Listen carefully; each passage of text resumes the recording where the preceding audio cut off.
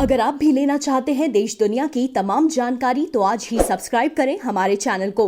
साथ ही नीचे दिए बेल आइकन को जरूर दबाएं ताकि हर अपडेट आप तक पहुंच सके।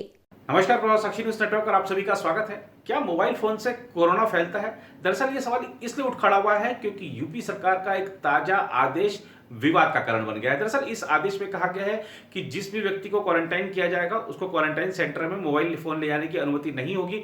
मोबाइल फोन उसको अपना जमा कराना होगा और वहां पर स्वास्थ्य विभाग के पास जो मोबाइल फोन उपलब्ध है वहां पर उसी के जरिए वहां पर भर्ती लोग अपने परिजनों से और उनके परिजन वहां पर भर्ती लोगों से बातचीत कर सकेंगे। अब जो विपक्ष है वो सवाल इसलिए उठा रहा है कि क्वारंटाइन सेंटरों की खस्ता हालत को दिखाते हुए कुछ वीडियो हाल ही में सोशल मीडिया पर वायरल हुए थे।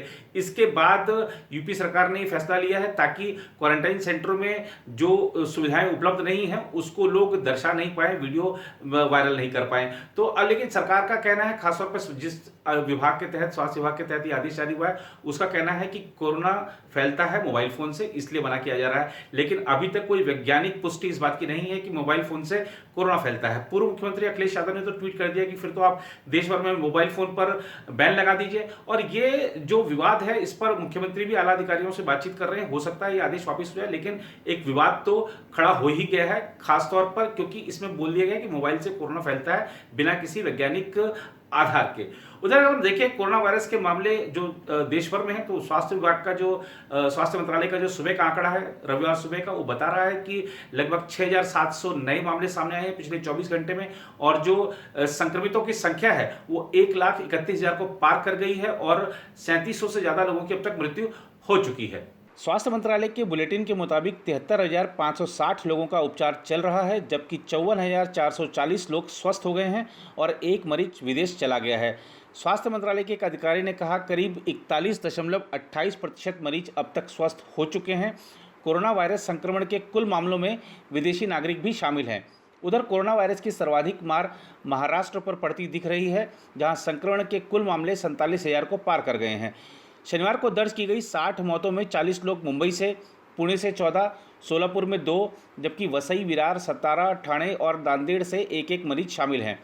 स्वास्थ्य विभाग ने बताया कि राज्य में संक्रमण के कुल मामले बढ़कर 47,190 हो गए हैं और इस महामारी से मरने वाले लोगों का आंकड़ा 1,577 पहुंच गया है।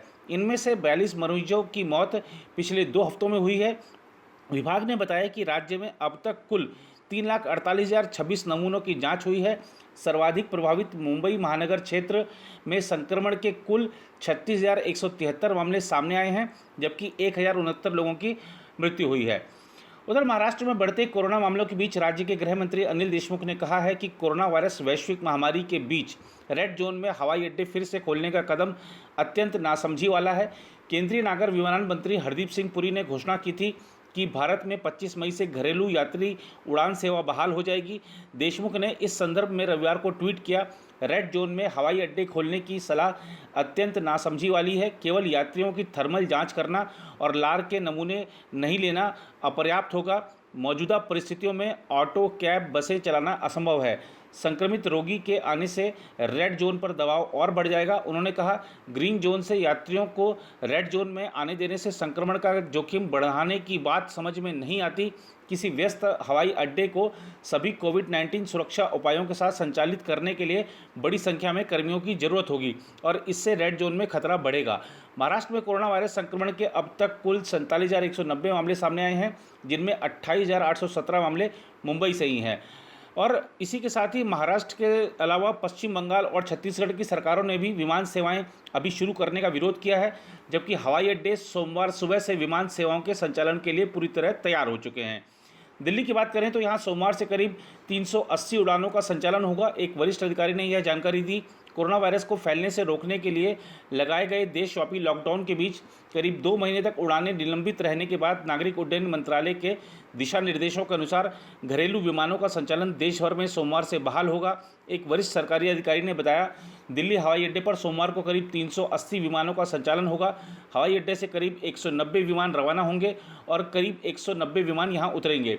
दिल्ली हवाई अड्डे के संचालक डायल ने शनिवार को कहा था कि उसने यात्रियों के लिए विभिन्न स्थानों पर स्वचालित हैंड सैनिटाइजर, फ्लोर मार्कर, प्रवेश और चेक इन द्वारों को चिन्हित करने समेत कई कदम उठाए हैं। दिल्ली इंटरनेशनल एयरपोर्ट लिमिटेड यानी डायल ने बताया कि हवाई अड्डे पर सामाजिक दूरी के नियमों को लागू करने और लोगों के बीच आपसी संपर्क को कम करने के लिए ये कदम उठाए गए हैं। उधर उत्तर प्रदेश से एक बड़ी खबर यह है कि जिला प्रशासन ने राजधानी लखनऊ में 26 मई से शॉपिंग कॉम्प्लेक्स शर्तों के साथ खोलने की अनुमति दे दी है। जिलाधिकारी अभिषेक प्रकाश ने एक बयान में बताया कि निरुद्ध क्षेत्र या रेड जोन में पड़ने वाले शॉपिंग कॉम्प्लेक्स बंद रहेंगे। इन परिसरों में सेंट्रलाइज्ड एसी चलाने की अनुमति नहीं होगी। कॉम्प्लेक्स सुबह 7 बजे से शाम 7 बजे तक खुले रहेंगे। शारीरिक दूरी का कड़ाई से पालन किया जाएगा। जिलाधिकारी ने बताया कि 65 साल से अधिक उम्र के लोगों, 10 साल से कम उम्र के बच्चों, गर्भवती महिलाओं को शॉपिंग कॉम्प्लेक्स में प्रवेश की अनुमति नहीं होगी। हर परिसर के प्रवेश द्वार पर थर्मल स्कैनर और सैनिटाइजरों की उपलब्धता अनिवार्य होगी। उन्होंने कहा कि हर दुकान के स्टाफ के लिए दस्ताने और मास्क पहनना अनिवार्य होगा। दुकान पर आने वाले हर ग्राहक का ब्यौरा दर्ज किया जाएगा।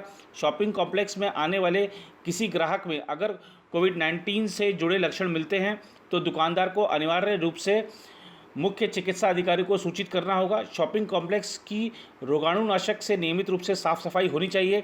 जिलाधिकारी ने कहा कि शॉपिंग कॉम्प्लेक्स की लिफ्ट में केवल 4 लोग ही एक साथ जा सकेंगे। लिफ्ट संचालक की मौजूदगी अनिवार्य रहेगी। लिफ्ट को हर घंटे संक्रमण मुक्त करना होगा। यह स्पष्ट कर दिया गया है कि राजधानी के शॉपिंग कॉम्प्लेक्स तो खुलेंगे, लेकिन शॉपिंग मॉल अभी बंद ही रहेंगे। आदेश में यह भी कहा गया है कि रेड जोन या निरुद्ध क्षेत्र में पड़ने की वजह से Aminabad, Nazirabad, Latouche road, cantt road की दुकानें, बीएन रोड से बापू भवन चौराहे तक की सभी दुकानें, बर्लिंगटन चौराहे से कैसरबाग चौराहे के बीच पड़ने वाली दुकानें, कैसरबाग चौराहे से कैसरबाग बस अड्डे के बीच पड़ने वाली दुकानें, कैसरबाग बस अड्डे से मौलवीगंज चौराहे तक की दुकानें, मौलवीगंज से रकाबगंज चौराहे तक की दुकानें, हिवेट रोड, लालबाग, जय हिंद मार्केट, नादान महल रोड, चरक चौराहे से मेडिकल चौराहा और मेडिकल चौराहे से कन्वेंशन सेंटर, नक्खास बाजार, कैंट में अली जान मस्जिद के आसपास के क्षेत्र, निशांतगंज की गली नंबर 5 की दुकानें, निशांतगंज सब्जी मंडी तथा आसपास की दुकानें नहीं खुलेंगी। इस बीच दिल्ली समेत पूरे उत्तर भारत में प्रचंड गर्मी पड़ रही है और खास तौर पर मौसम विभाग ने राजधानी दिल्ली के लिए ऑरेंज अलर्ट जारी किया है। अब पहले ही जो राजधानी दिल्ली है वो दिल्ली ही क्या पूरे देश में ही देखें तो रेड जोन है, ग्रीन जोन है, ऑरेंज जोन है और अब ये ऑरेंज अलर्ट और आ गया। मौसम विभाग ने बताया है कि इस समय गर्मी में बाहर निकलना ठीक नहीं है। अगर बहुत ज़्यादा जरूरी है तभी निकलें। बहुत प्रचंड गर्मी पड़ रही है, 45-46 डिग्री टेम्परेचर है, इसलिए आप लोग भी घर पर ही रहें सावधानीपूर्वक और बाहर तभी निकलें जब अत्यंत आवश्यक हो। फिलहाल इस रिपोर्ट में इतना ही। बाकी देश दुनिया की खबरों के लिए बने रहें प्रभा साक्षी के साथ।